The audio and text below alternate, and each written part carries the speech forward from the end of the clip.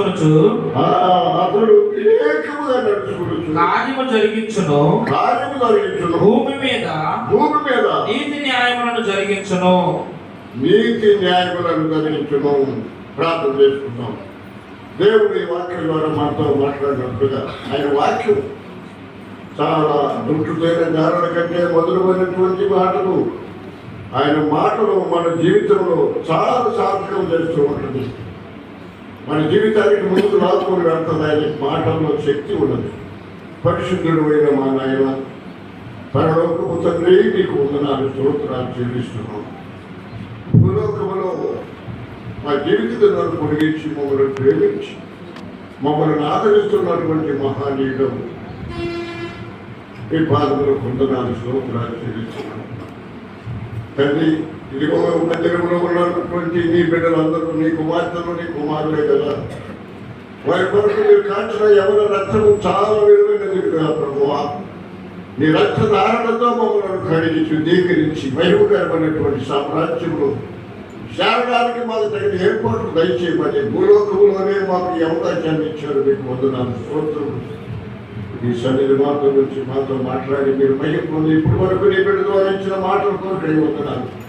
బలహీనుడను మంచివాడును మాట్లాడడానికి చేతగానేటువంటి వాడును నాయన. నాకేమీ తెలియదగినాయండి. నాలో ఉండి నీ బిడ్డతో మీరు మాట్లాడి మీరు మహిమ పొందమని ఈ క్రిస్మస్ దినాలు సంతోష సమాధానాలతో మమ్మల్ని నింపి కాపాడు జీవించమని నీ రాకున్నప్పుడు నీకు నీతో ఉండడానికి కృప దయచేయమని యేసునామమున అడుగుతున్నాను తండ్రి.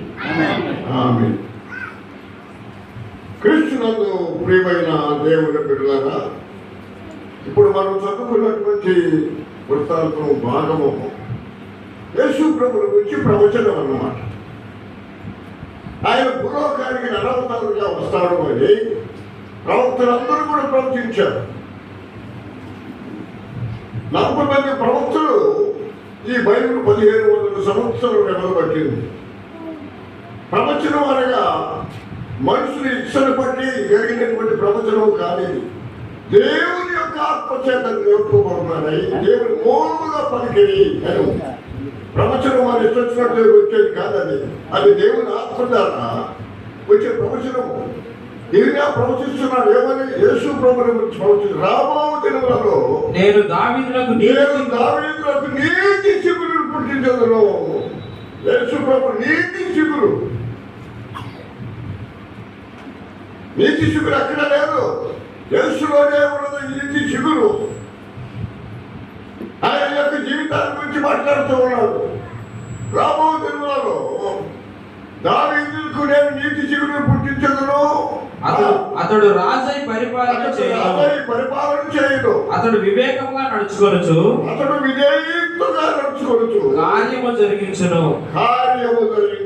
ఏం కార్యం అది? శిలువ కార్యం. విధేయత కలిగి తగ్గించుకొని ఆయన భూలోకానికి నరవతానికి వచ్చాడు. బైబిల్లో తెలుసుకుంటే ఏముంది? క్రీస్తు యేసులో కలిగిన ఈ మనసు మీరు ఎవరి బైబిల్లో చాలా సత్యాలు రాయించి పెట్టారు దేవుడు. ఫిలిప్పీలకు రాసినటువంటి పత్రికలు చాలాసార్లు చెప్పుకున్నాం మనం. అయినను మరలా చెప్పుకున్నాం. 2వ అధ్యాయం 5వ వచనంలో చూస్తే ఆయన గురించి రాయబడినటువంటి పౌలు గారు ఎన్ని సత్యాలు రాశారో చూడండి బైబిల్లో. క్రీస్తు యేసునకు కలిగిన ఈ మనసు మీరును కలిగి. ఏ మనసు అండి?